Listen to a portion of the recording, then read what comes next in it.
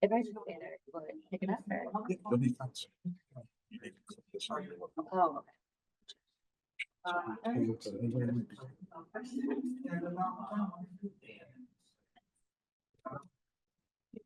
yeah. Mahoney is going to do it off of his computer as well. If that's okay.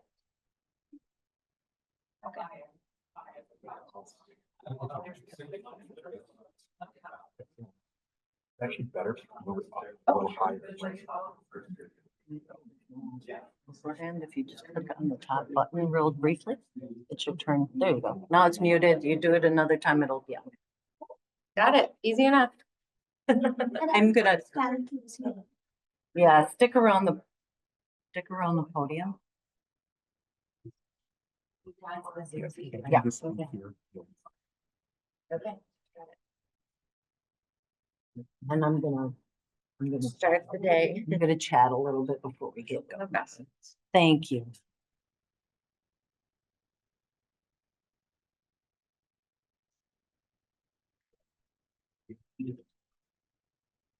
All right, good morning, everybody. Can somebody unmute and say that they can hear me online or give a thumbs up or whatever? Yep, sounds good.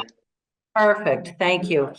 I want to apologize profusely that you guys couldn't hear us last night when we were talking. I guess some people were looking for Dr. Carroll's presentation, and we announced that people were going there live in person, so we didn't have a live stream or a Zoom stream of it. So I apologize. I was using the microphone, but I was too far away from the computer, and I think people didn't hear it. So I do apologize for that. So it is 9:15 and we were going to get started, but I want to get people's thoughts. We have 6 talks this morning because we moved Brittany's up from yesterday.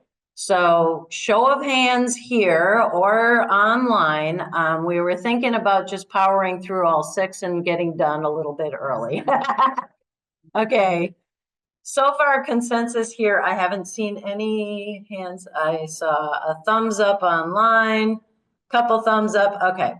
So from those who have been coming, I don't see any thumbs down. I haven't seen anybody say, no, I want to go till noon. So we're gonna just compress the 2 sessions into this morning and set you free to go on your way.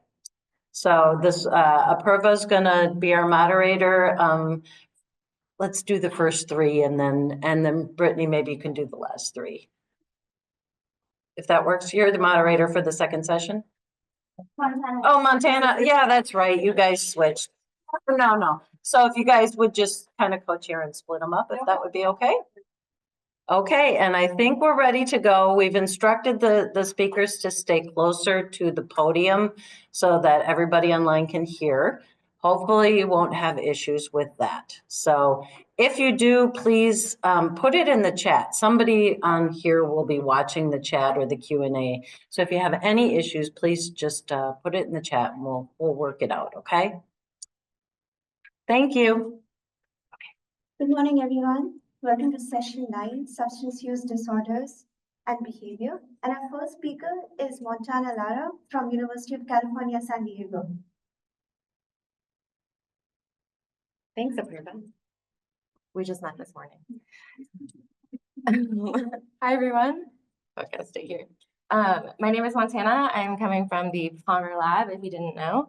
And today I'm going to talk to you about genome-wide association study of cocaine use in heterogeneous rats. And welcome. Good morning. It's going to be a beautiful day. And so if you are unfamiliar with the Palmer Lab, which hopefully by the end of this whole meeting, you're not unfamiliar, but in case you're just joining us, the central theme that we sort of hover around is about what are the genetic underpinnings of addiction the underpinnings of addiction related behavior. And I just lost the ability to, there we go. Okay, and so the pipeline for that exploration looks something like this. We do phenotyping with many different collaborators. We do genotyping. We conduct the genome-wide association studies. And as you saw maybe yesterday or the day before, Abe was talking about Radica, so we can do prediction for traits in naive rats as well. And specifically what I'm going to talk to you about, we're going to zoom in a little bit today, and we're going to talk about substance use disorder and looking for genetic factors driving risk to have substance use disorder. And we're going to use cocaine in this talk specifically because cocaine use disorder, it has been shown to be highly heritable in humans. And cocaine is sort of that poster child drug for being a very potent reinforcer. So we obviously need a model system to do all of this phenotyping to be able to understand cocaine use disorder and be able to conduct experiments. So what model system are we going to use? The HS rats, of course. And you've probably also seen iterations of this slide by now. So lucky for me, I don't have to go into too much detail. But we are using HS rats because they do have a high degree of genetic and phenotypic diversity, and this will allow us to do genetic mapping for complex traits. And so part of the behavioral phenotyping part of this pipeline, all of the behavior that I'm going to show you today comes from Olivier George's lab. And so there are many people to thank for that. It is a huge endeavor. As you know, with these really big studies, a lot of people are involved, and it takes a lot of time and effort over many, many years, many people. And so what these rats go through, this is the basic timeline of events. And the breakdown of this experimental timeline, it is called cocaine self-administration extended access. So it is over a long period of time. And just the basic setup, rats are hooked up to a cocaine infusion pump, and the rat gets to self-administer the drug. So this particular model, the extended access model, it's an important sort of behavioral paradigm because it does reflect very real human addiction phenomenon. And things that we can look at are something like escalation of intake, so the increased use of cocaine over time, something like motivation, so continued responding despite an exponential increase in cost. So they have to press more lever presses to get a single infusion of cocaine, and something called compulsivity, so a continued response despite an adverse consequence, something like a foot shock. And so they will continue to press the lever for cocaine despite something bad happening to them. And so if we zoom in a little bit, we're going to look at just the fixed ratio schedule where it's one lever press and they get one infusion of cocaine. And this is going to be, again, over multiple days. So there is a 10-day short access session where it's 2 hours per day. And then there's a long access where it's 6 hours per day, and this is over 14 days. And so it'll look something like this. Over the course of those days, they will continue to escalate in their intake, and you can plot it something like this. This might be just your average, addicted rat, maybe. Obviously not allowed to say that addiction-like behavior, but so if we break down that behavior a little bit, we can look at the specific pattern of infusions. So the infusions received at the top, each bar, each line is a single infusion, and you can look at this graph on the bottom where over the 14 days, there is an increase in infusions, and this is showing you the cumulative infusions over that time. And of course, there is going to be variation in these patterns across rats. So you can see I had first showed you a rat that was just really liking drug. By the end, took a lot of drug. And then some rats maybe don't like the drug or don't take it as much, or for whatever reason, we have this like very different behavioral pattern. And in fact, if we plot all the rats, there is a really good spread of these different types of infusion patterns. And you can say, I just sort of broke down for you where those 3 rats are roughly about. And then if we also look at some of the other traits that we look at and break down those sort of micro behaviors, a lot of the traits are, as you can see from the pattern, they're either very strongly positively correlated or anti-correlated, and these rats are sort of all stacked in the same order, and so you can see where each rat is. And if we look a little bit deeper at this infusion pattern, and we see there's an infusion and a space of time, and then another infusion, space of time, infusion, space of time. This duration of time in between infusions is called the post-infusion interval. And we think that it is relevant for this modeling of cocaine use disorder. And so at the end of this, there were many, many rats that were phenotyped, and about 900 of them made it through QC and everything into this particular study. So a really big study.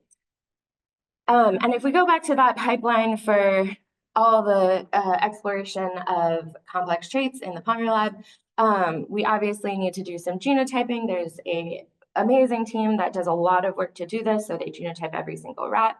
And then we also do GWAS, and as you heard from Tiago and Apurva, there's a wonderful pipeline.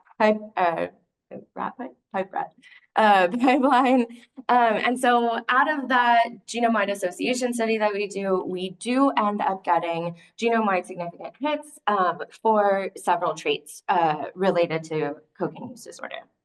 And so I'm gonna zoom in on one of them. And this is the regional association plot for post-infusion intervals, so that time in between the infusions that we talked about.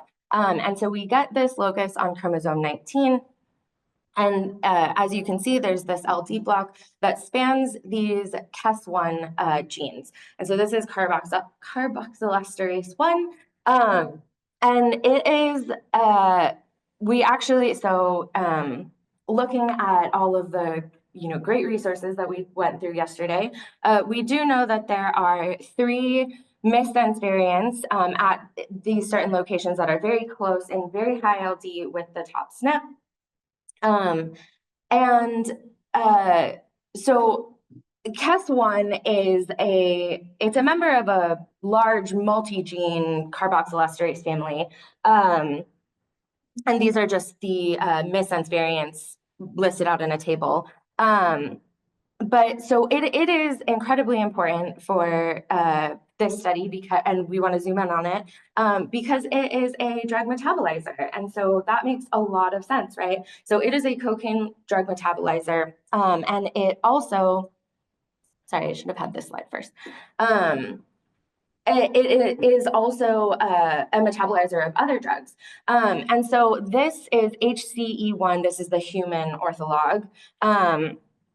But interestingly too, it is also the metabolizer that if cocaine and alcohol are mixed, creates this toxic metabolite. And so I'm going to go back to this slide. And if we also look across other HS rat GWAS studies, we can see there are at least some indications that this particular locus is important for other behavioral traits that are studied in collaboration with the Palmer lab. So really cool, interesting hit. Definitely some functional insight there. We are very excited about this particular gene that was in this locus. And if we sort of go back to this pipeline, I just wanted to put in there, this is one of the traits that we can look at for Radica as well. And so I think, especially looking at substance use disorder as a whole, there are a lot of different traits, a lot of different deeply phenotyped animals. And so this is just one piece of that puzzle, but we think at least an interesting piece of that puzzle. And so with that, I want to acknowledge everyone in the Palmer lab, everyone that's here. Thank you guys all so much. Definitely Olivier George and his lab for all the behavioral phenotyping. And that's it. Any questions?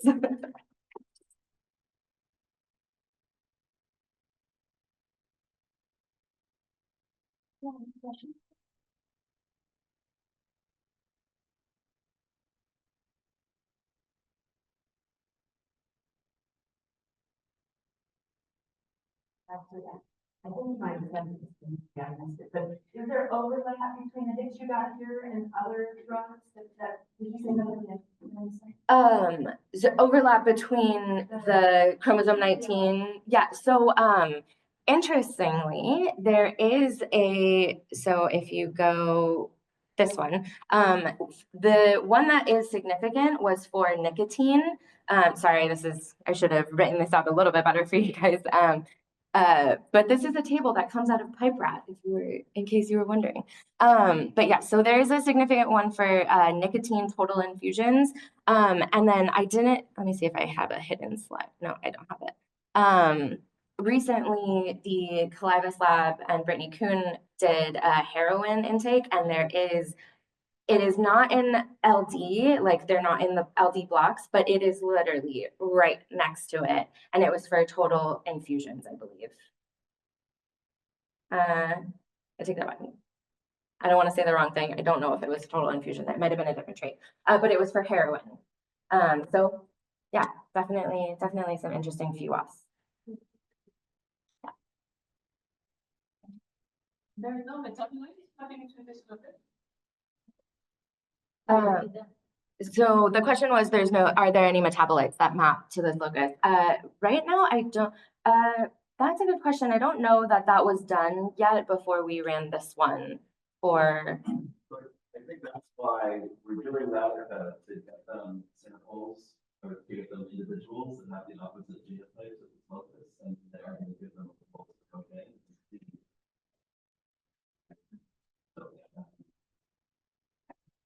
Sorry, I misunderstood your question a little bit, and for everyone online. So the next step sort of in validation of this is to look at specific rats with the two different alleles, like the homozygous alleles, and compare them in terms of cocaine metabolism. So the easy way sort of that Abe described is, you give a bolus of cocaine, you look at metabolism over time, and you get that concentration curve. And then the George Lab has also been trying to get metabolism for brain metabolism. So potentially it might be different. We don't know. It is the obvious and good next question. Thank you. You guys know how these mistakes affect the protein? So they are the real answer is no. But at least, when you go onto the databases and stuff of like what it could be, they are just individual missense, single nucleotide variants. I could look at a little bit deeper where they are in the actual protein, but right now, no is the answer that I have for you. Is there like in vitro overexpression although you could and then metabolize? Okay, you could totally throw that right. Yeah. There's like some machine learning ones that'll tell you, predict what they do, but yeah. Okay, I'm gonna stop sharing now. Okay, thanks everyone.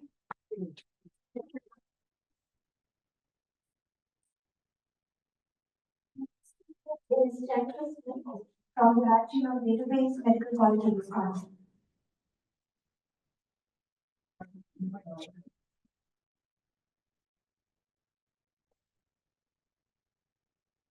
Okay. As was just said, my name is Jennifer Smith. I do work for the Rat Genome Database. I'm not going to introduce myself because not going to introduce myself any more than that because I've done that before, and I'm not really going to introduce the Rat Genome Database because we've done that before too. So you all know who we are. And nope. Okay. Really? Okay, wait. Are you using the laser on the computer? If you do that, then you just have to use your mouse to pull. I have no idea what I'm using on the computer. Am I? We're good. I'm good. I know how to do it now. Okay, so RGD in the past has lacked a substantial amount of data related to behavior, emotionality, and addiction, which, as we all know, is a problem because this is a very large area of research for people that work with rats.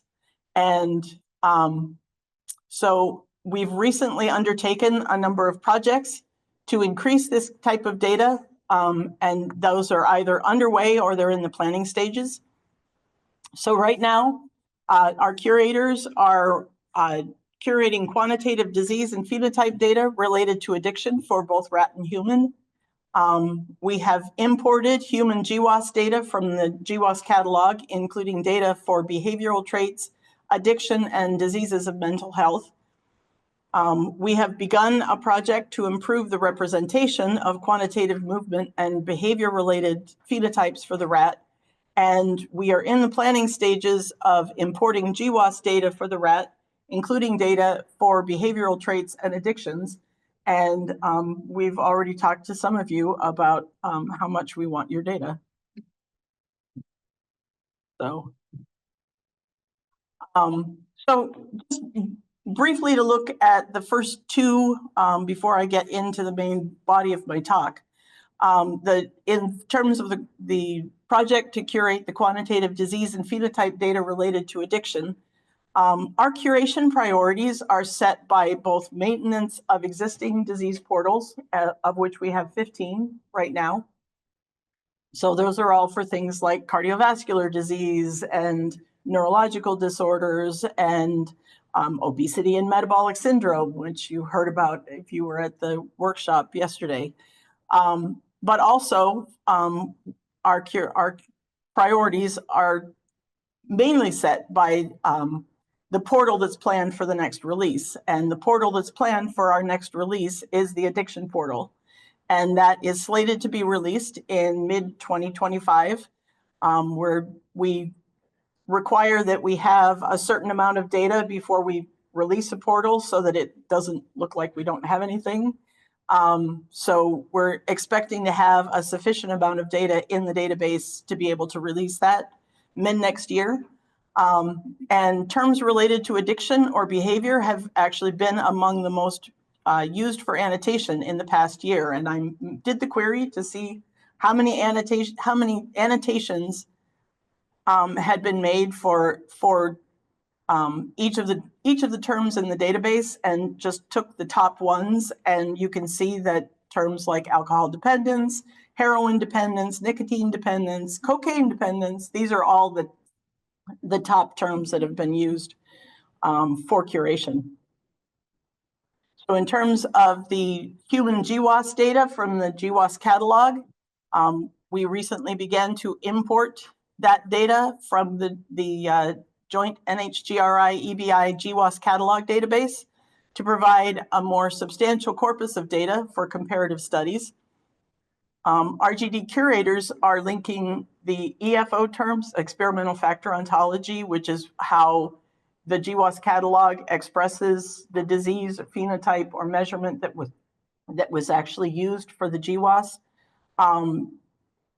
to the results that they get. And we've been mapping those terms to the disease, phenotype, vertebrate trait, and clinical measurement ontologies that we use, so that we can integrate that data with what we have. Because if we just left it at EFO, it would be this data set sitting off on the side, and all of the rest of our data would be using different vocabularies. And so it would be very difficult to integrate the two together. So there's a poster that is still up if you're interested in looking at it, by Stanley Liederkind, that talks about how we actually did those mappings. And then RGD has created and annotated both variant and quantitative trait locus records for the imported GWAS SNPs. And there's a poster that I did that's in the other room and still hanging up. So if you're interested in that, you can take a look at that.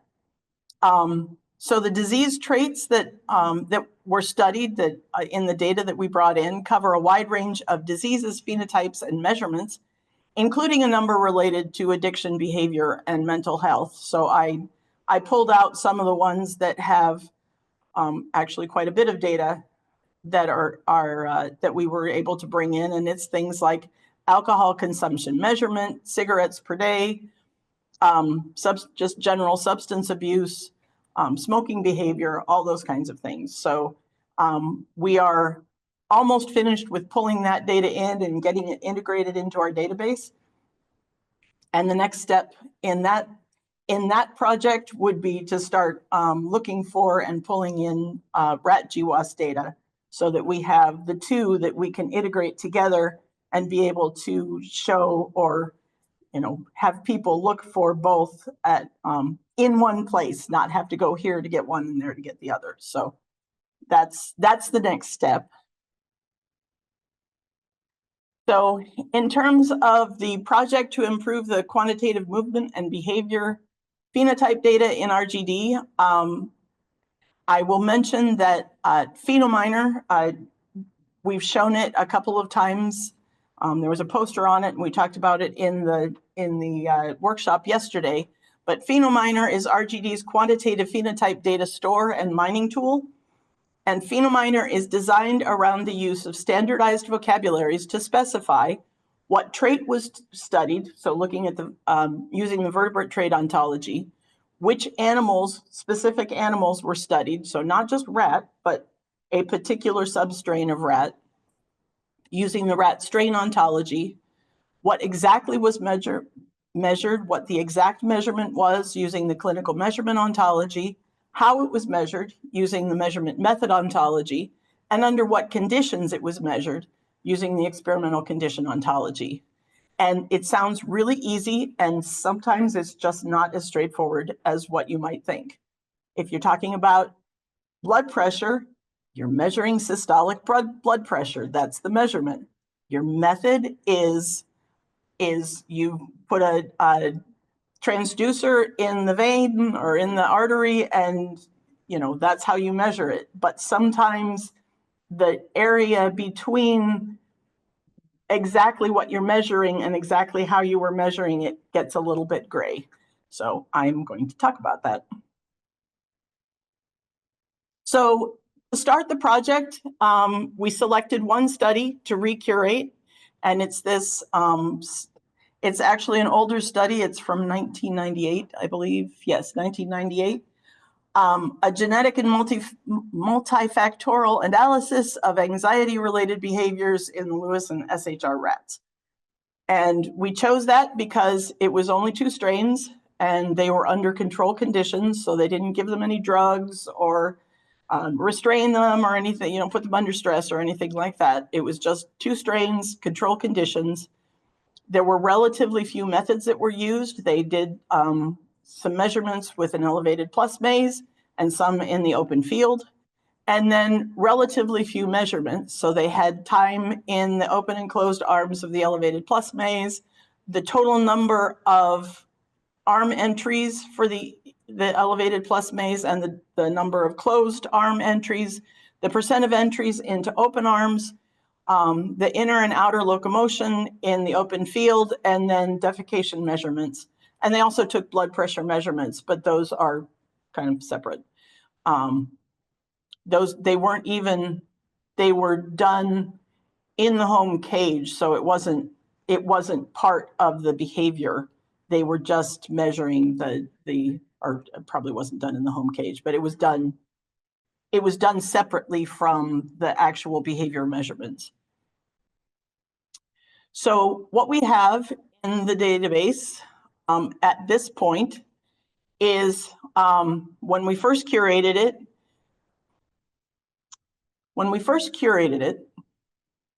Phenominer was set up that you could only show one measurement at a time for various reasons that I won't go into.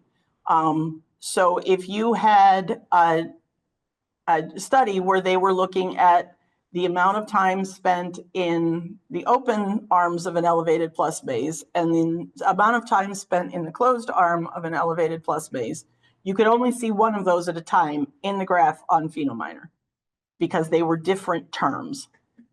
And so when we originally set it up, we said, well, we'll make it so that we can show more than one at a time, and we won't put it in the measurement term, we'll put it somewhere else.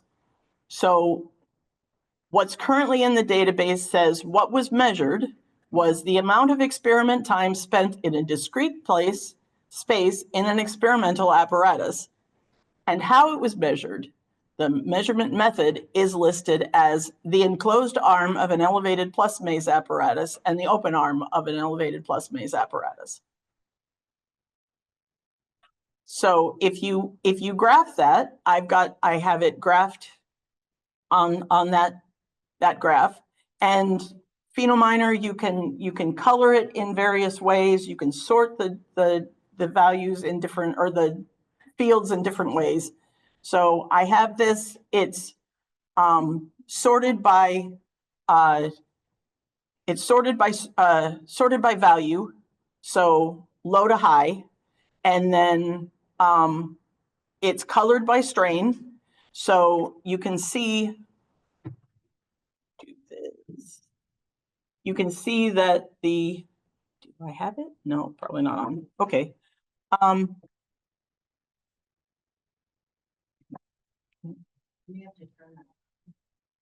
That's okay.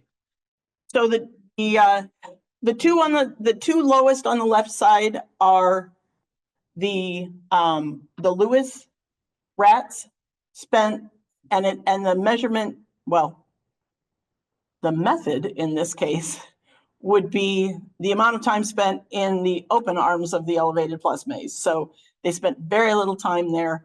The next 4 bars are for the SHR and open versus closed. So they spent much less time in the open arms than they did in the closed arms, but much more time than the Lewis rats did. And then the last 2 bars are the Lewis rats in the closed arms. So they spent almost all of their time there. And so you can, it's okay. You can interpret this. It's fairly easy. But if I say, okay, well, I want to color it by the measurement that was made by phenotype, then what I get was all one measurement. So what you think is going to show you something that's easy to tell the difference between 2 things is not actually going to do that. So, and you can get around that. You can color it by method, and then you can see the difference between the open and the closed arms, but there's nothing intuitive about that. So what we've done is we've changed how we're doing the curation, or actually done redevelopment on the vocabularies, so that now we're saying what was measured was the total amount of experiment time spent in an enclosed arm of an elevated plus maze, or spent in an open arm of an elevated plus maze. And then how it was measured is the elevated plus maze test. And in this case, they did recordings, and then they watched the recordings and decided, when they were in the arms and when they were out of the arms. And so the actual measurement the actual method is the elevated plus maze test with visual assessment of in vivo video recordings. So we're looking at the recording and we're assessing whether they're in the arms or not. And so in this case, the graph is essentially the same graph, and it is colored by strain and ordered by the values. And so it looks essentially the same. But if I then color it by phenotype, I can actually see the difference. I can see that these are the ones where they were in the open arm, and those are the ones where they were in the closed arm. So we think that this is a lot more intuitive. And so So what we're proposing as the changes that we're making to how we do this curation is, number one, we've set it up so that we can have multiple traits, vertebrate traits for a single experiment. The vertebrate trait tells you what the trait was, what the overarching trait was that you were measuring. And so distance traveled could be a measurement of locomotory behavior if you're looking at whether the rats are hyperactive or not, or it could be a measurement of fear or anxiety, or it could be both. So we want to be able to capture that and say, this is fear or this is locomotor behavior. We're moving information like the open arm of an elevated plus maze out of the method and into the clinical measurement terms, because the open arm of an elevated plus maze is not a method. And then we want to ensure that the clinical measurement terms faithfully represent the measurements that were made. We want to ensure that the measurements are quantitatively different, that are qualitatively different are not lumped together. And we would like to work more closely. We will work more closely with subject matter experts for both ontology development and establishing curation practices for movement behavior and addiction data. I'm not going to talk about the future work other than to say we really need subject matter experts. And if you study rat behavior, we need your help. So we're looking for subject matter experts to provide input on any and all aspects of quantitative behavior data curation and visualization. And thank you. I don't know if we have any time for questions, but I can take questions if we have time. I think I'm behind. Sorry, I was. If there's an immediate question, otherwise talk with them. Yes. We would love to help. Yes. Yay. Okay. Thank you. Yes, I'll tell you next. Yep. I got you loaded up. Thank you. No, we weren't here yet this morning, so there were only. Yeah, The people online. there's 6 talks left, so we sort of decided to push through and so we're giving the break and going forward. Okay, and go ahead, introduce you.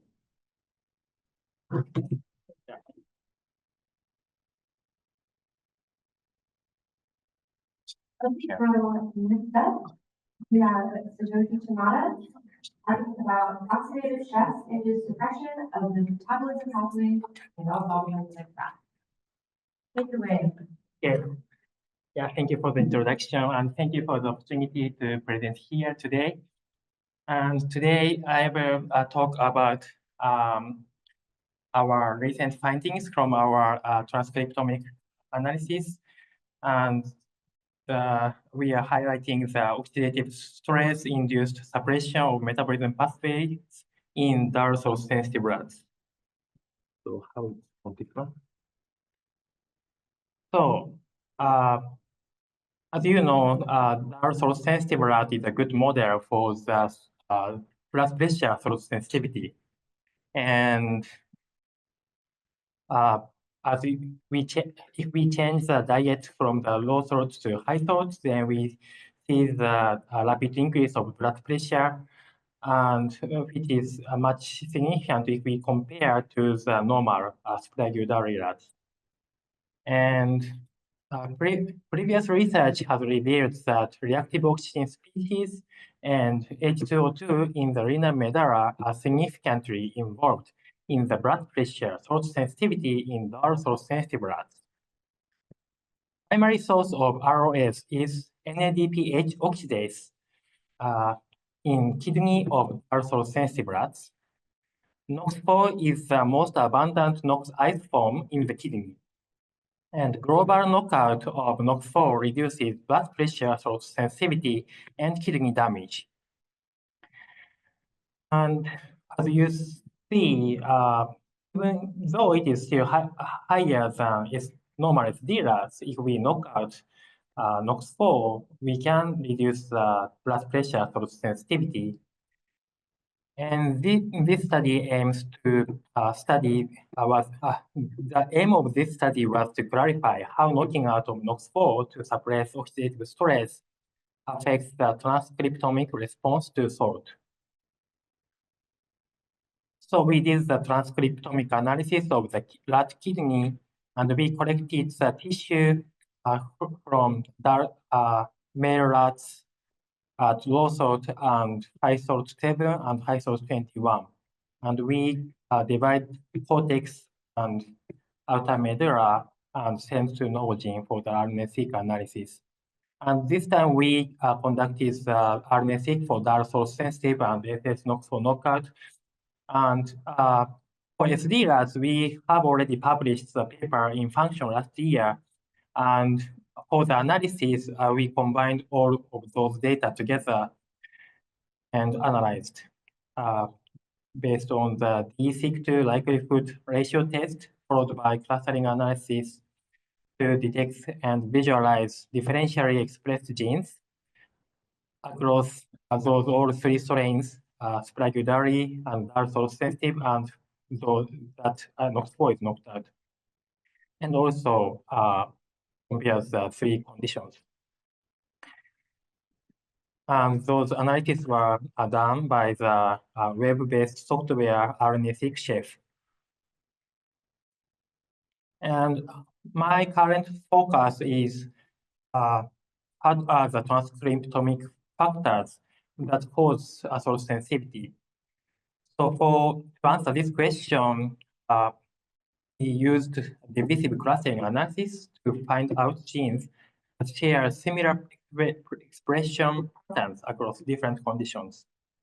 And eventually, we will identify the genes that show distinct pattern in SS only. This is the concept of divisive clustering analysis. Divisive clustering is a top-bottom categorization, and as we all know, animals can be divided to as mammals or insects, as we know what they are. But if we don't know what is included in the original data set, we need the statistical analysis to divide them to groups. And this is a result of the divisive clustering analysis. And the filtration criteria is significantly different at high salt 21. And we picked up the 1700 genes in this criteria. And with this divisive clustering analysis, the genes are divided to 45 groups by their expression patterns. And for example, group 10, which includes 37 genes, it shows that after changing diet to high salt, the expression was increased in SD. SS, it was kind of biphasic pattern. SS NOX4 knockout was no response. And for example, another example is a group 30, which includes the 12 genes. After changing diet to high salt, we see the keep increasing of the expression in SS, but not so much in SD or NOX4 knockout. And what we want to pick up is the genes that show distinct response in SS only. So we pick up those genes and we omit, this time we omit these genes. And among our messenger RNAs analyzed, 446 out of 1700 in cortex and 50 out of 2775 in outer medulla exhibited distinct response in SS, and setting them apart from the similar patterns observed in SD and SS NOX4 knockout. And we want to know what those genes are. And we did the David pathway analysis for the those picked up genes. In cortex, we didn't see so much significantly changed metabolism pathways. But in the medulla, we did not blue denotes the metabolism pathways, but in outer medulla, we saw a lot of metabolism pathways affected, and which including the metabolic pathways, tryptophan metabolism, and amino acids biosynthesis and carbon metabolism. Okay, then we now focus on the pathway which glucose is metabolized. And we now focus on outer medulla as we see a lot of changes in outer medulla. And red is SD, blue is SS, and for knockout is orange. And light color is low salt, and darker color is after high salt. And I will show you step by step, and this is the way, glycolysis from glucose to pyruvate. HK1 and PKM is kind of the key genes, which was not so much changed by the salt or strain, but PKLR, which is another pyruvate kinase, and FBP1, RB, or glycerate kinase. Those were picked up by the divisive clustering analysis, which I showed you earlier. And all of those genes were low only in SS, low salt and 21, and high salt 21. And especially FBP1, which is an important gene. Actually, this is an important gene for the gluconeogenesis. And if we lack FBP1, then it will cause lactate accumulation, and it may cause metabolic acidosis. And this figure shows the TCA cycle and the surrounding pathways. And you see which is which converts pyruvate to oxaloacetate, and GPT, which converts alanine into pyruvate, and GLUT1, which converts glutamate to oxoglutarate. And those also are low in SS. And pyruvate carboxylase is another important gene which converts pyruvate to oxaloacetate, and its impairments can cause lactate accumulation and metabolic acidosis. I summarize our finding here. Transcriptomic response of some genes differed when comparing kidneys of SS to for knockout and SDRATs, which could potentially be related to salt sensitivities. Carbon metabolism-related genes, including FBP1, PC, and GPT, were suppressed in outer medulla in SS, could functionally lead to lactate accumulation and eventually renal damage as energy demand increased with high salt. Oxidative stress appeared to drive these changes given the absence of such changes in the SS NOx4 knockout and SDRATs. And I would like to acknowledge Dr. Cowley and our lab members, our collaborators, and our funding sources. Thank you very much.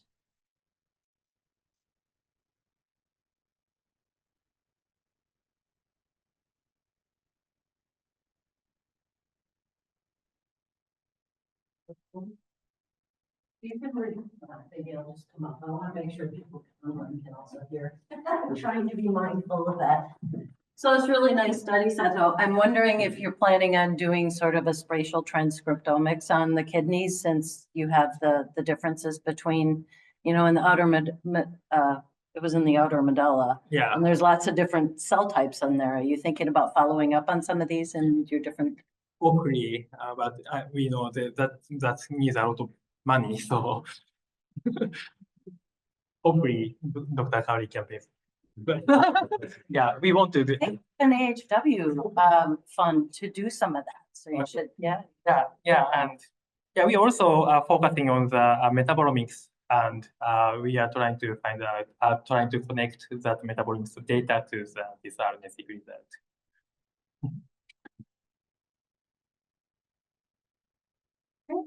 Thank you. Okay, thank you.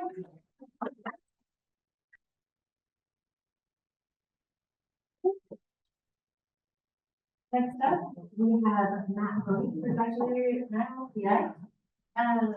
Pleasure to be introducing him today. And he is going to talk about the meta-analysis of seizure-related traits reveals phenotypic modifiers of epilepsy resistance and susceptibility. Take it away. So first things first, who are you calling old? Okay, well, thanks everybody for the invitation to speak here and for putting on this conference. It's been, it's always fun to come to CTC, but it was really great this year. So I'm going to talk about a study. Actually, I'm going to put acknowledgments first. So everything I'm going to show you was done by my Jack Summer student in 10 weeks. Jana's on the grad school job market, and you might be seeing an application from her. I give my official thumbs up that this is somebody you should strongly consider. But also I'd like to thank the people who run the Jack Summer Student Program, Laura Muller and Morgan Sanders, and we had significant help from the mouse phenome database team, who is not super well represented here, but in particular, Sejal Desai, who's a quality assurance engineer on MPD, was really instrumental in making sure that we were able to get some of this done. Okay, so I'm going to talk about epilepsy. And to talk about epilepsy, I need to give you a short crash course on brains.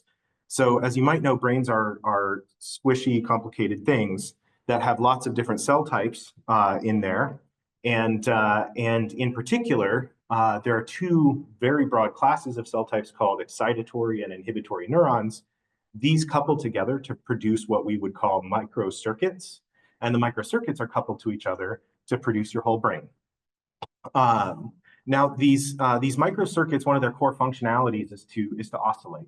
So they go back and forth between inhibitory dominance versus excitatory dominance, and those little oscillations are how information gets transferred in the brain, how brain physiology ultimately functions.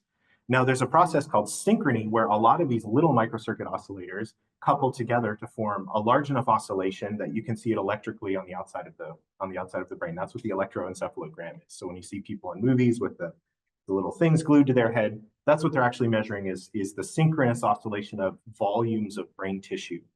And these things are absolutely necessary for function. So, your sleep-wake transitions, transitioning your attention from one thing to another, gating information in the brain, basically any mesoscopic physiological function in the brain is supported by some kind of synchronous activity, either shutting it on, or what's the opposite? Anyway, turning it on or turning it off. So your brain is constantly doing this very delicate dance of balancing excitation and inhibition to move through the various functions that your brain needs to do pretty rapidly. Of course, once you set up that physiology, once you decide evolutionarily that's how you're going to process information, you can have pathological oscillations. And so seizures in general are pathological hypersynchrony in the brain. So you get large volumes of brain tissue that are oscillating together, but that don't serve a physiological function. And this is typically associated with loss of consciousness, loss of motor function, and of course, brains are complicated, squishy places. And so the way you lose consciousness, the way you lose motor function depends a lot on where this happens in your brain, how it happens in your brain, and so on. So there are many, many, many different kinds of seizures.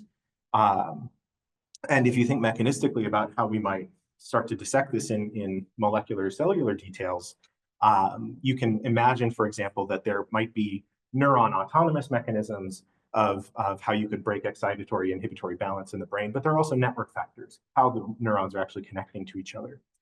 So you might expect from my hand waving about the complex squishiness of the brain that there are the genetics of epilepsy disorders, seizure disorders, are extremely complex, and that's in fact what we see. So in the field, we don't talk about epilepsy so much anymore. We talk about the epilepsies as a sort of a broad class of syndromes that are characterized by what we would call unprovoked seizures. These are spontaneous seizures that happen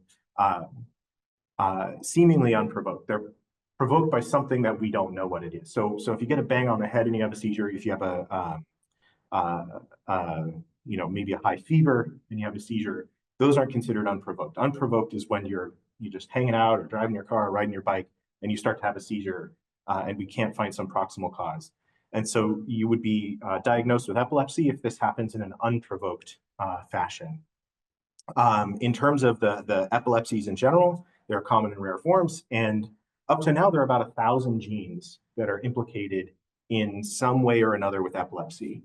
Epidemiologically, this is actually not a small problem. About 1 in 26 Americans in their lifetime will develop epilepsy. Some of it will be transient and some of it will be permanent. About 1 in 150 American children are diagnosed with epilepsy. The numbers are almost certainly higher than that. 3.5 million people worldwide are predicted to have epilepsy. That's the prevalence. And about 150,000 a year will be newly diagnosed. So this is a very significant problem, and it was classically considered a pediatric disease, pediatric onset disease. But in fact, we're seeing with neurodegenerative diseases like Alzheimer's that there's a higher prevalence of very late in life onset of epilepsy. So we might imagine that this is a growing problem. Okay, so our goal here was to do a systems analysis of seizure modifier genetics. So we want to use, and I'll go through this in detail, this pipeline, don't memorize it, I'll zoom in on pieces as we go through.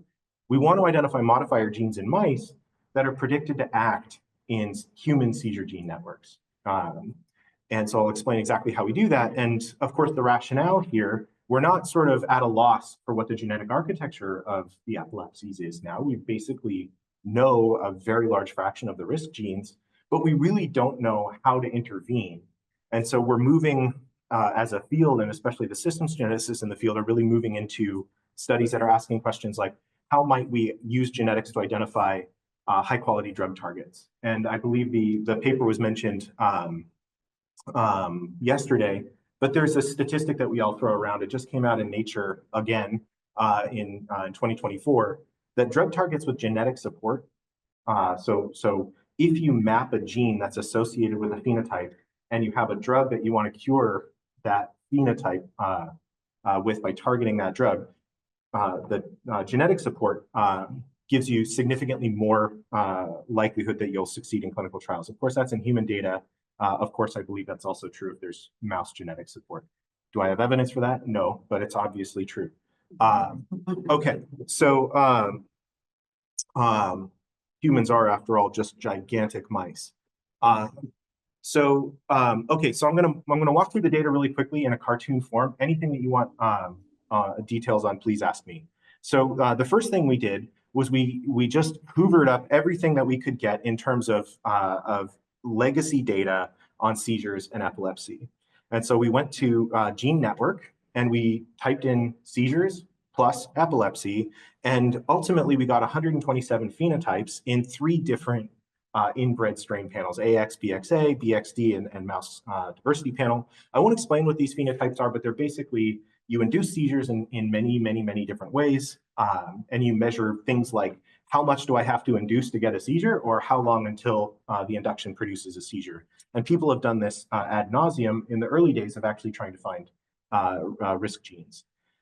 So we plugged that into the mouse phenome database, which now has a really nice meta-analysis tool. It more or less works. I think you should probably consider it for a rat genome database and other things. It really does work. The p-values are inflated, but we found 118 distinct loci with a p-value below 10 to the minus 15. So that's kind of an arbitrary cutoff because we don't have great statistical controls for flattening out the p-value distribution, but nevertheless, a lot of loci to work with.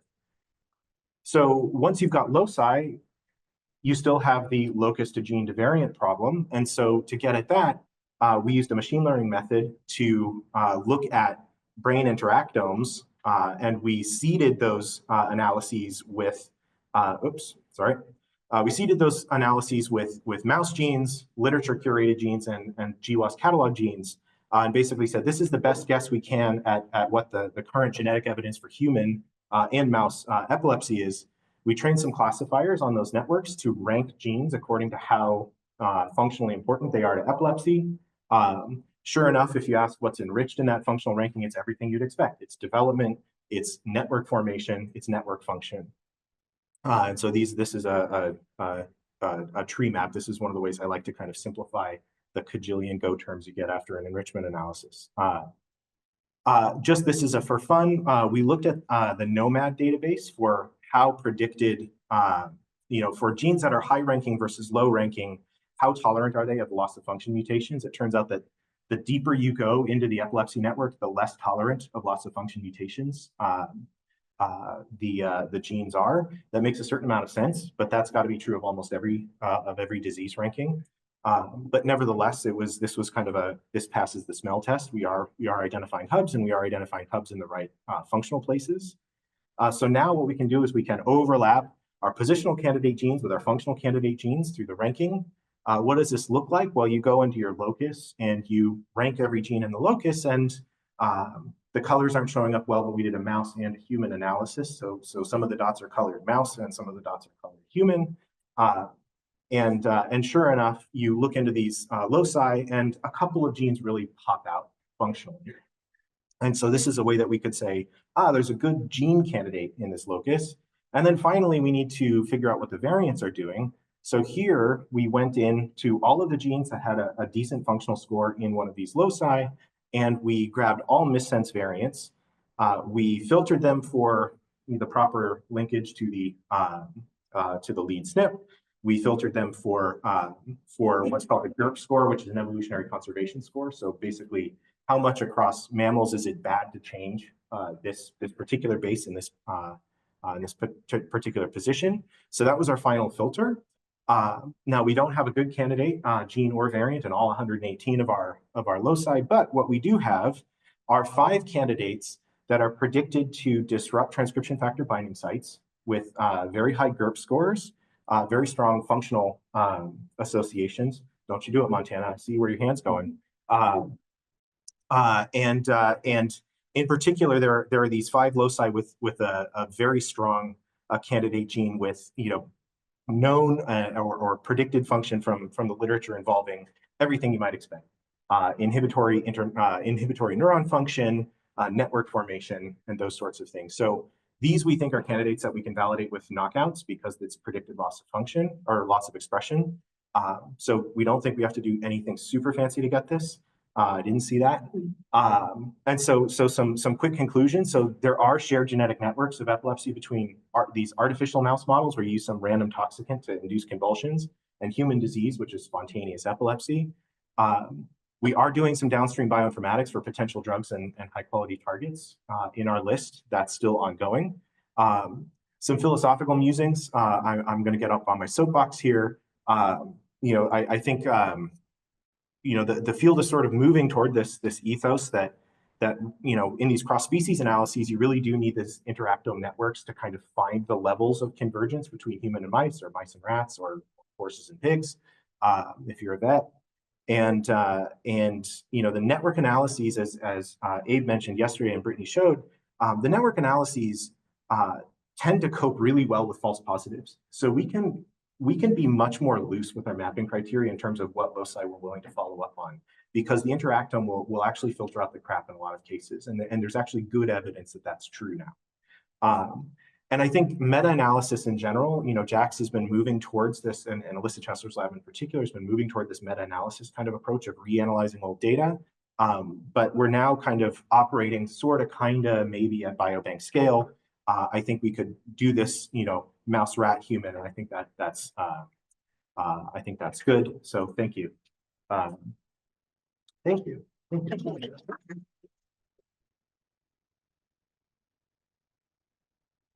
Any questions?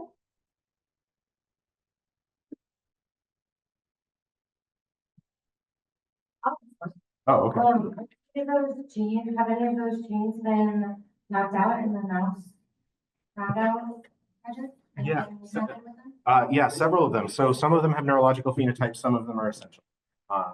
And so some of them are not viable. So we can't just pull a mouse out of the freezer and get not all of them, but for several of them we can. So it depends, do we want the knockout or do we want the variant? Any other questions?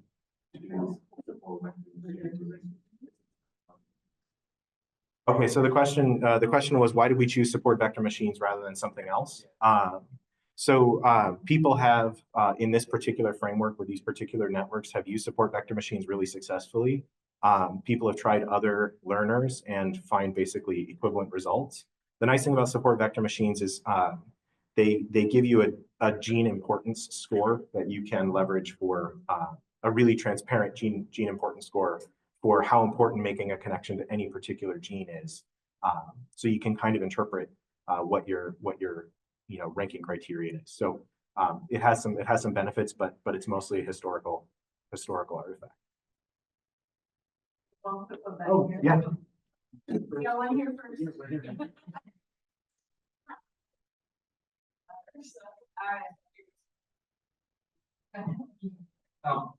So I'm curious, more philosophical that you can do it. You talk about throwing away the crowd, and in some ways, are we throwing the baby out with the bathwater? Is there something in there? Because using a lot of what's already known is kind of reinforcing what we already know, and you're going to find it. Yeah. The question is there dark matter in there? Really and how much do you go after that, at least somewhat, to determine if there's something? Yeah, that's a great question, and I don't have a complete answer. I will say that network people like me come up and they say, oh, we put this into the interactome when we did X. But there are in fact many different ways of making these networks. And the networks I was using in particular here really were built on co-expression across very large gene expression compendia. And so I think some of the dark matter of gene co-expression and this functional relationships in those networks, and then you can pull stuff out. The criterion we're using here is simply to say, what is functionally coherent in the genetic signal we're starting with? Are there signals that the mouse can give us that live outside of that? Almost certainly. What's your risk threshold for paying some money? You have to have more money for validation than I do. But in a perfect world, you go after all of them. All right, thank you. Thank you.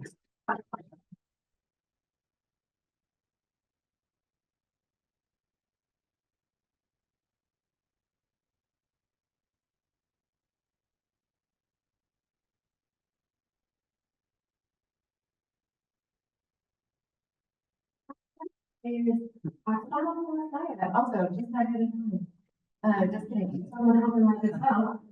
And he's gonna give a talk entitled Genome-Wide Association Study for Age-Related Hearing Loss in CFW Mice.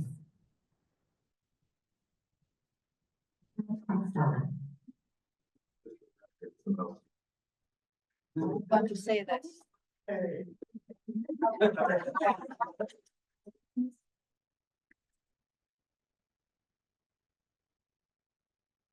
So yeah, you might have to move the mouse right and left here. Okay. Right. First, I want to thank you, the organizers. The meeting is amazing, and that's amazing scientifically and on the human level. I want to say thank the organizer.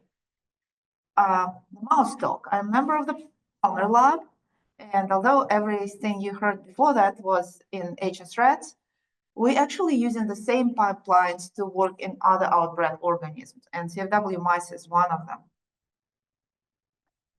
This work has been done in collaboration with Dr. Friedman's lab, which is one of those human doctors and geneticists who also appreciates the animal model work, and he has been working in mouse model in different contexts, including this study. And you already met the Palmer lab who did all the genetic analysis. So what is the biological problem? The age-related hearing loss, we will all have it, right? You know that like with age, you start losing the hearing of the high frequencies. And with age, it's becoming more and more prevalent, but some people actually don't lose hearing that much.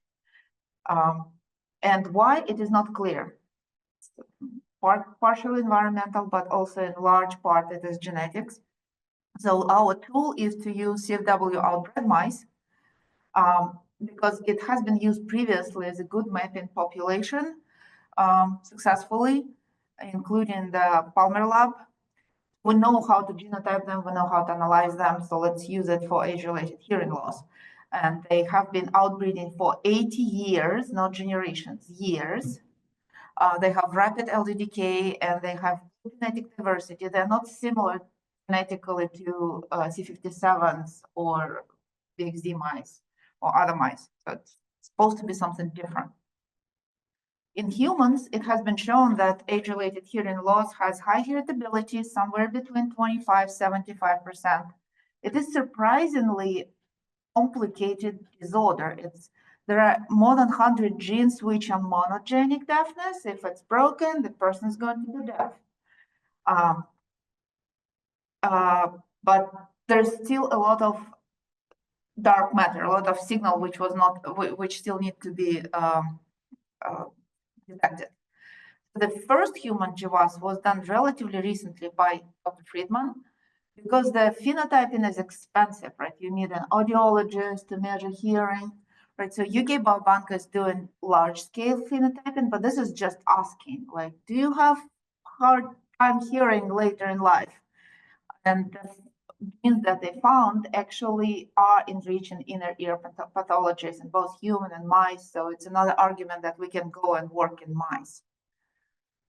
In mice, there are a few studies. So this is the first GWAS in outbred mice, but there were other works. For example, the Knockout Mouse project identified number of genes which cause deafness or hearing loss, but those are young mice, and it's congenital rather than age-related hearing loss. It's not quite relevant. Several loci were identified in BXD mice, and Friedman did analysis, and HMDP panel also identified several loci. And there are also older studies like in F2 process, which find some loci, like the whole chromosome 16 is involved. Phenotyping. Since you cannot ask mice if they hear the tone, instead you're measuring the neural response to the hearing, right? So you, assuming that the auditory nerve is not compromised, you can measure the EEG on auditory nerve. And this is the same way as it's measured in, I guess you can see it's measured in babies. And this is basically an EEG. On the graph on the left, you can see a typical raw output. You can see that at low volume, like 5 decibels, there is no signal, but at high volume, 70 decibels, the signal is very strong. This is what we are measuring. So as I said, we use commercially available CFW mice. Right now, the study is halfway, so the data I'm showing is approximately 1,000 mice, but the target number is 2,000, so it will be bigger. We use the same low coverage based genotyping, stitch and beagle imputation, which is similar to what we use for HS-RATS genotyping.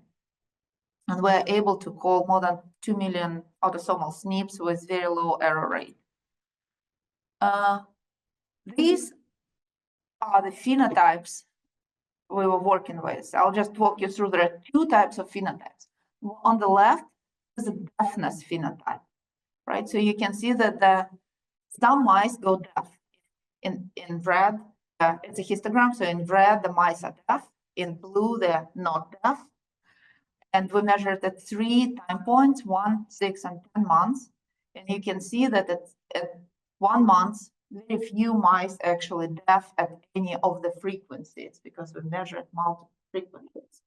And then with at 6 months, more mice are deaf, and at 10 months, the same number of mice are deaf. The second phenotype is actually measuring a threshold. So if mouse is not deaf, how well it is hearing. And let's look at this pink color, which is 1 month old mice at 4 kilohertz, the top graph, 4 kilohertz. You can see there are males and females. It's a histogram, so it's a little bit hard to.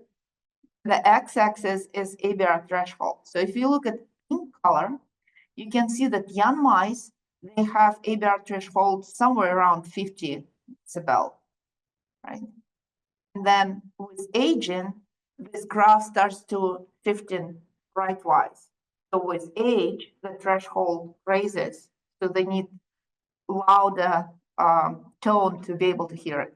That's kind of data we work with. And we found multiple QTLs. What QTLs? Now I'm going to, that's interesting. Do we replicate previous studies? We do with some of the QTL on top, and we don't with some other QTLs. But is it a problem?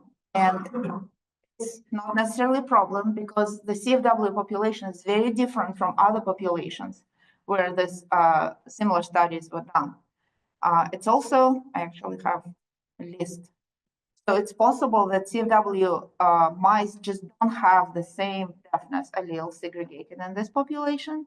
We also can have false positive, we can have false negatives, and previous study can have false positives. However, there is one locus which bothered us, and this is the this is the locus which is located at the gene serine23. This gene participating in a tip link of the stereocilia. It causes the mutation in this gene causes early hearing loss because stereocilia just get disordered. When they move, they degrade faster than they should be. And we don't have any SNPs in this area. So like maybe we don't have this mutation, do we? And in fact, we do. So we have some mice which were sequenced deeply enough so we can actually call the SNP with JTK, not with imputation. And yes, the deafness allele of minor frequency is 0.63. So this allele is present and segregated in the population. But does it cause deafness in the CFW mice? And yes, it does. So if you look at this graph, this is ABR threshold, and the hearing is worse when threshold is higher. You can see that the mice which are homozygotes and deafness allele, their hearing is worse. So there is important allele in this population which we don't call. And when we look closer at this region, so this in red, this is the SNP which we're trying to call. And the y-axis is the number of reads from all 1,000 mice, amount of reads. And you can see that some areas have more reads than other areas. And this is indicative of structural variant. Imputation is not good at calling SNPs when it is right at the edge of the structural variant. So we still need to figure out how to call this SNP because it's important. However, was it a problem? Did it prevent us to find good genes? Actually, no. This is a robust QTL of chromosome 5, which came up with smaller sample size. And there is an interesting gene, PRAC2, which has never been implicated in hearing before. It is a known gene which causes early congenital heart problems, and it is an energy sensing, it's a part of the energy sensing pathway. And we were able to functionally prove that this gene indeed plays a role in hearing. So in knockout mice, the hearing is worse at the high frequencies in the top graph. And then the two bottom figures are showing wild type and knockout mouse, and the red color is hair cells, it's inner hair cells, which have the stereocilia, right, which mechanoreceptors, and you can see that in knockout mice, the cells degraded. So in conclusion, age-related hearing loss is highly polygenic disorder. We performed GWAS in this interested mouse population, identified number of loci which contain plausible candidate genes. We will work on figuring out how to genotype the SNP because it does prevent it does increase the noise, right? It decreases our power, so we need to figure out how to genotype them. And we will finish the collecting data and doing analysis with the full sample. I'm done.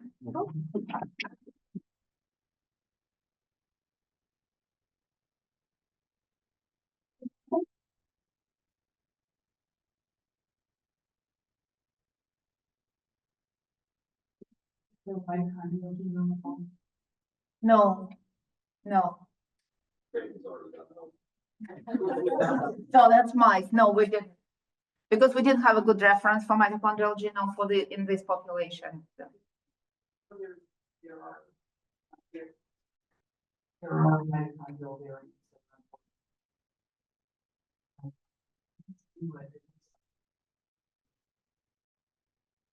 That's the point. We have flow read from mitochondria as well, so we probably can call mitochondria.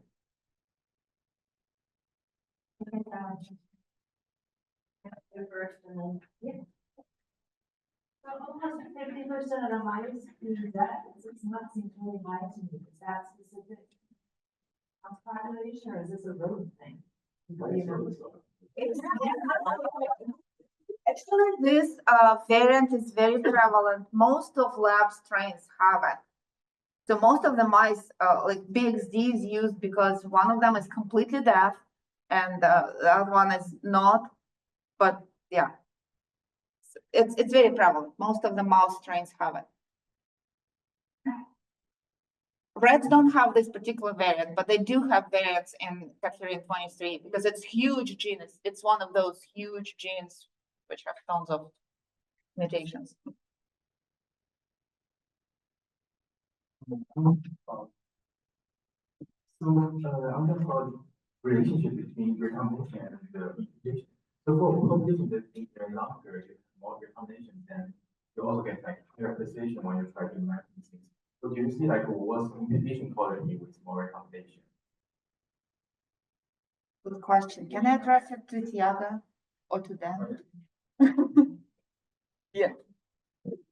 In general, we need more sequence if there's more recombination.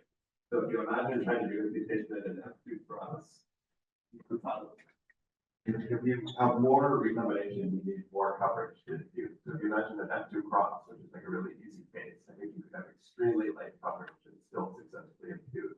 But for instance, in humans, they like to get about 2x to do imputation of SNPs because there's more LD breakdown than there is of time. So for us, 0.25 has worked pretty well. But this might population to all 4 HS. I'm not saying for HS, but usually it's about 0.25 here. Actually, it's a little bit, yeah, the goal was 0.25, but then some of the mice get more. Maybe 0.4.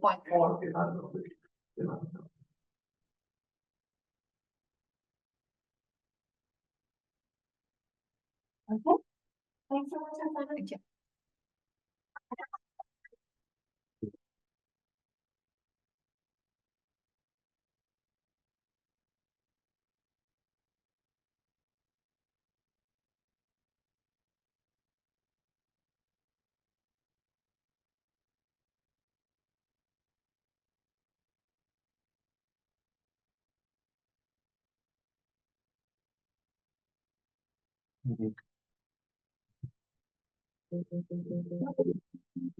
Next up, we have Andy Church. And he will give us a talk on the dark matter of the genome and blood pressure regulation, modeling non-coding genetic mechanisms, and studying models and math. All right, thank you.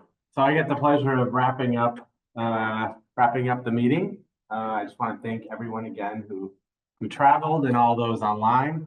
The science has been really fantastic. I really wish I had more opportunity to socialize over the last couple of days, but my wife is traveling. I've got kid babies, so that's one of the disadvantages of being local, right?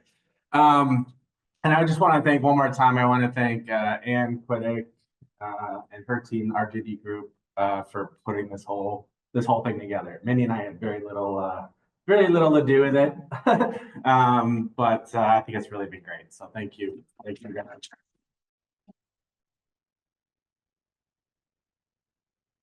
Okay, I'm gonna get started then, so this is one of those talks that needs to start out with an acknowledgement slide because this is not just the work of my group, this is the work of multiple groups and many individuals. So I needed to put that out here first. And I use the arrows. Okay. So our group takes a slightly different approach. We feel like the blood pressure mapping is largely complete. As we know now, there's millions of subjects that have been studied and thousands of loci that have been mapped in human populations. And our goal is to start assigning function to some of those human variants using animal models and cell models. And so this is one of the most recent GWAS studies of human blood pressure. I know you can't see it very well, but all of the various peaks that are there, there's thousands of them. But we know from an analysis that we previously published on a prior set when there were only about 1,000 loci is that there are very few coding mutations in these signals. And many of them, more than 20% of those signals are distant from genes. So, more than 10 kilobases, sometimes hundreds of kilobases away from the nearest gene. And so we started thinking about that problem and how do we understand how these SNPs are regulating blood pressure. And so we hypothesized that they must work through some kind of other mechanism, right? Maybe they disrupt enhancer sequences, transcription factor binding sequences, somehow causing the dysregulation of genes that ultimately then influence intermediate traits and ultimately blood pressure. So we thought that perhaps we could take advantage of the shared synteny and sequence conservation between humans and rodents to key in on at least some of these variants. So I'm going to tell two vignettes today. The first is a SNP called RS1173771. I'll just refer to it as 771 in my talk. This is a haplotype of about 17 kilobases, and its nearest gene is called MPR3, and it's about 120 kb away from the promoter of MPR3. Despite that, this SNP is an EQTL for MPR3 in many different tissues, and the direction of expression changes depending on what tissue you're looking at. So when we compare, when we look at the conservation, I really need the laser. There we go. When we look at the conservation between humans, so on the top here is the human locus, and I'm just showing roughly a 20 kb region. We see some signals of potential enhancer sequences, histone modification. And we see throughout this roughly 20 kb region, there is some sequence concern, right, between human, mice, and rats and other vertebrates. So our first approach was, well, we don't know exactly which of the, I think there's 11 SNPs in the region. We don't really know which of those is functional at this stage. So we thought, well, what happens if we just delete the entire region in the rat? We get a blood pressure phenotype. So it turns out that in rats, it's a slightly bigger region. So we just use liftover to lift those coordinates over. There's a bunch of repeats that are in the rat genome in this region. So it sort of expands the region. So I'm going to refer to these as the delta LD or deleting the linkage block. And so we deleted that using CRISPR. And then put these rats, and this was done in the adult cell sensitive background, so we put these rats through our typical process of measuring blood pressure in this model. And to our lights, deleting this region had a very nice effect to attenuate salt-induced changes in blood pressure in the SS model. So here I'm just showing arterial pressure and systolic pressure in males. The phenotype is very similar in females, but it's just not quite as significant. And all of the things that come downstream, end organ damage, and all of these things are all tracking with the change in blood pressure that occurs in this model. So in parallel, our colleagues in Dr. Mingyu Liang's lab were generating IPS derived models. And so we took human IPS cells and did exactly the same thing where they deleted the entire haplotype region using CRISPR. And very nicely also saw a change, saw this nice change in expression of MPR3 without changing the expression of the two other local genes that are kind of on either side of the locus. I'm sorry, so that's in iPS-derived endothelial cells. Through a bunch of genome engineering gymnastics that I'm not going to tell you about, we reinserted either the risk haplotype or the non-risk haplotype back into that deletion, right? So then we could have isogenic, otherwise isogenic iPS cells where only that region had the risk allele, high blood pressure allele, or the low blood pressure allele for the entire region. And what we were able to show is that I believe it's the blood pressure elevating allele leads to lower MPR3 expression in both human iPS cell-derived endothelial cells and vascular smooth muscle cells. And then to try and get at, okay, which is actually the causal SNP in this region, we hypothesized that maybe it's actually 771. So we edited that SNP specifically and showed that we see the same, at least part of the effect may be coming from 771 directly. So what is MPR3? This encodes NPRC, which is a natriuretic peptide receptor, and it has different effects in different tissues. So it mediates the effects, the vasodilatory effects of CNP on vascular function, and preserves vascular homeostasis. And in the kidney, MPRC facilitates the clearance of natriuretic peptides from circulation via endocytosis. So we went back to our rat model and we asked, first of all, do we see a change in MPRC expression? And we do. So deleting the locus, the entire locus, causes an upregulation of MPRC in the artery.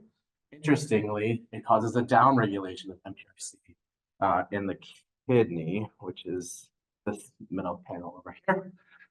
We see in the artery, we see this very nice upregulation of MPRC expression, and in the kidney, we see a lowering of MPRC. It's a very complicated thing, right? You got one tissue it's going up and one tissue it's going down. How are these going to combine together to ultimately? We do see that upregulation caused by the mutation leads to an enhanced vasodilatory effect of CNP, which can be inhibited by a specific inhibitor of this receptor. However, the effect of lowering expression of MPRC in the kidney doesn't seem to alter circulating natriuretic peptide levels. So we're not sure whether the kidney engine effect expression of the kidney is having any effect on the whole animal. So how is this potentially working? We did region capture micro-C, which is a way of sort of looking at chromatin contacts and between different regions of the genome, but in a targeted way by pulling down the region of interest, and saw that there's at least two different regions that seem to contact sort of upstream and also near the NPR3 promoter. And those contacts are dramatically altered by this this is the deletion in iPS cells. So deleting the whole region seems to have dramatic effects on those contacts. Okay, so presumably this is some mechanism by which you're altering the local chromatin structure, probably either bringing or the wrong enhancer to the right tissue at the wrong time or something like that that's causing these changes in expression. Okay, I promised two stories.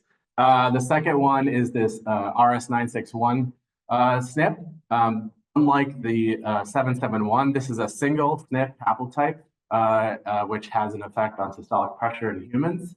There's no evidence of this being an EQTL. And again, it's about 120 kb away from the nearest gene, which in this case is called NRIP1.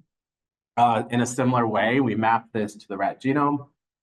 There is some evidence in humans that there's an enhancer from the code data. There's a putative enhancer in this region, but there is conservation at the sequence level, and so we use CRISPR to delete a very tiny region that includes that sequence.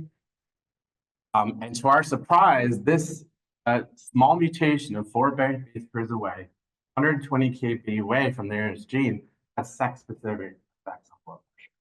So homozygous males, their hypertension exacerbated by the mutation, whereas females are protected. So really interesting stuff. And a way too early look at the local gene expression around this SNP, thank you, identifies a couple of genes that are dysregulated. One, more than 600 kb away, and there's a whole bunch of genes in between the SNP and this other gene that may be markedly upregulated in the arteries of these mutant animals compared to wild type. And then there's another group of genes that are sort of related, where we see sort of dramatic up or down regulation depending on, between high salt and low salt, depending on whether you're a wild type or a knockout. And we do see some sex-specific differences happening in this particular cluster of genes. So we're very excited. This is very preliminary. I follow up on some of these with qPCR and sort it all out. So, of the 2,000 loci that are now associated with blood pressure most are non-coding, more than 99%. Hundreds of them may be quite distant from the genes that they're regulating. iPS cells and rats can be engineered to study these, and at least sometimes in animal models.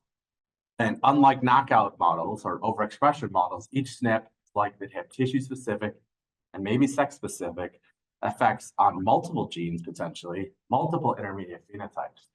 So this is going to need to really challenging and complex hypotheses to propose to reviewers on how we're going to follow up on some of these particular mechanisms.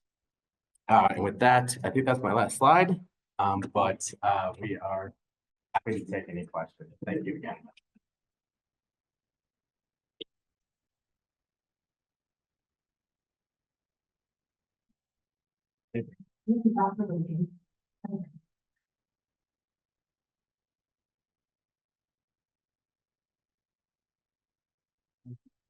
I believe that it was 2000.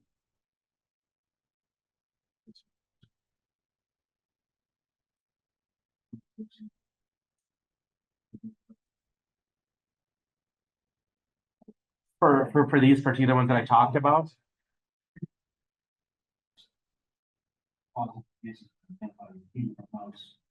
Yeah.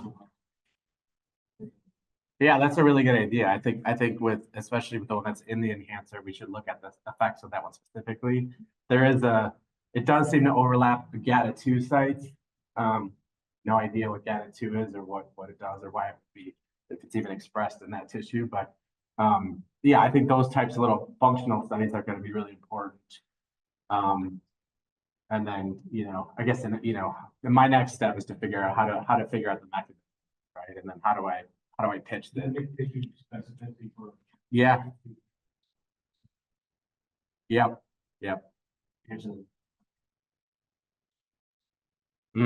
Yeah, thank you.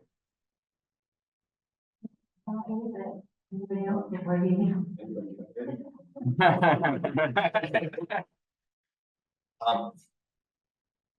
I really liked it. It's great work. I wonder if ultimately they think that these things are regulatory, but you're not picking out EQ controls.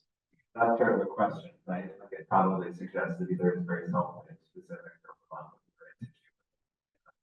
if you're going to go on to the patient, if you're open to them and see an expression signal, or maybe you're going just for the epigenetic. Yeah, right. Yeah, so what I showed here, so we did the RNA-seq, right? You're talking about going back to human, right, and looking for the changes there. Yeah, so one thing I should say, GTEx is great, but it's really deficient in tissues that are relevant for blood pressure. And so, kidneys go to donors, not to be, studied in this manner, right? So there's a dramatic underrepresentation of kidneys and some of the vascular issues that are there are not really, we use them as sort of proxies for resistance vessels, for data, but you wouldn't call them a blood pressure relevant blood vessel necessarily that would be involved in systolic or pressure. So that's an issue.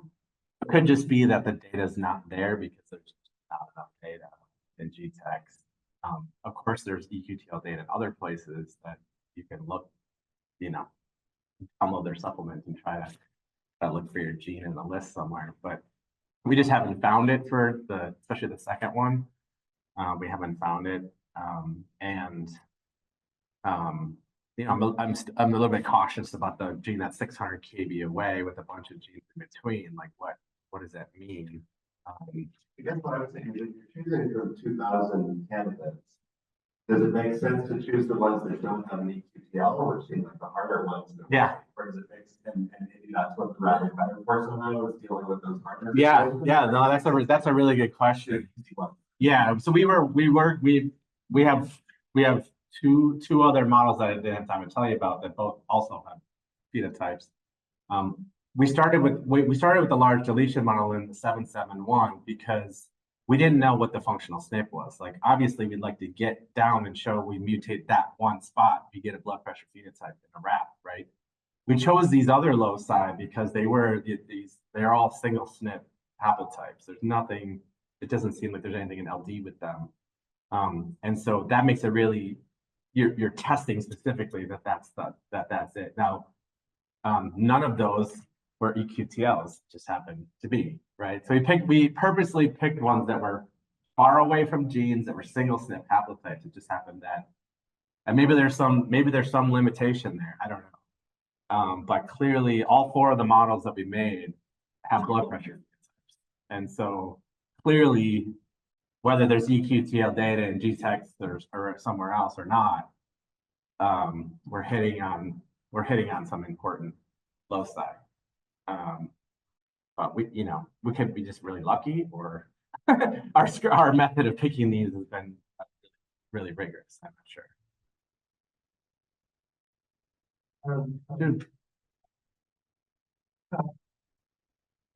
Conversion other for you, for others. Always ask it is, there is actually problem. This particular could they have been done by other approaches, version over activation and so on. In hindsight, there were 2 cases of insulin.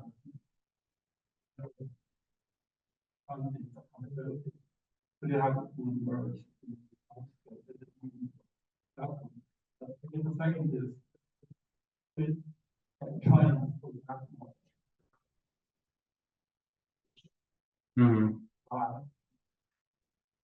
Oh yeah.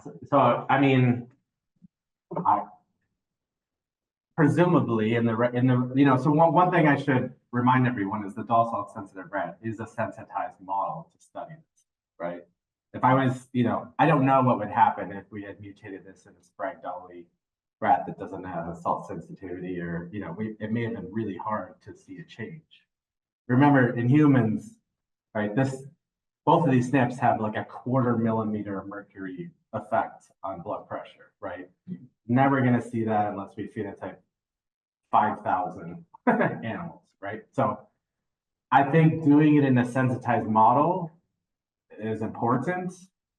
That doesn't mean you're gonna show that it has an effect if the mechanism, if it's the wrong kind of sensitized model. So I don't know. I imagine if you did it in the right mouse model, you would get the same phenotype. The sequence is just as conserved in the mouse as it is in the rat for both of these. But we just have the skills and the expertise to do this in the rat. The first question, would this have been found? I mean, I don't know that many people are looking at these distant, we heard the talk, I don't know if he's still here or not, about the distal EQTLs, right? Maybe these are examples of these distal EQTLs, right? That are having effects, and we're just picking them up. So I don't know, and I can't. I think if we have enough data, again, blood pressure relevant tissues, kidneys especially, are just underrepresented in a lot of the large types of data sets that are out there because they go to donors or they go to the patients that need them, right? So.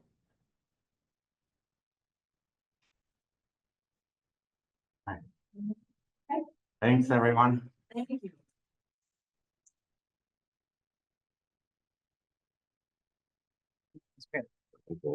Yep, it's good. So this wraps up the whole conference, and I am so pleased to see so many people here and still online. We have recorded almost all of this. Just a little bit got missed, but not too much. So we recorded them by session. If anybody, and our plan was to post these if possible. If anybody is uncomfortable having their talks posted, please email us so we can edit them out. But otherwise, when we get these up and on our website, we have a community website that has presentations, and we will post these and we'll let you all know. Anything else? I want to thank everybody. I want to thank the team and our sponsors. And actually, Joy has been wonderful allowing us to have this room. And she came in special this morning just to make sure we were okay with not having doors access and so forth. So they were very gracious hosts, so we're thankful for that too. So thank you, everybody. And I look forward to seeing everyone again in Barcelona next year. Woohoo!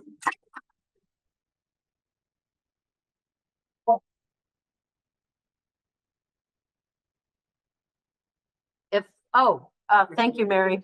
Two quick ones. Mary said, remind folks if you did not get your bag, see her if you didn't pick one up on your way in. And also if you want snacks or coffee to go, we got plenty of coffee. So grab something for your trip and safe travels. Thank you.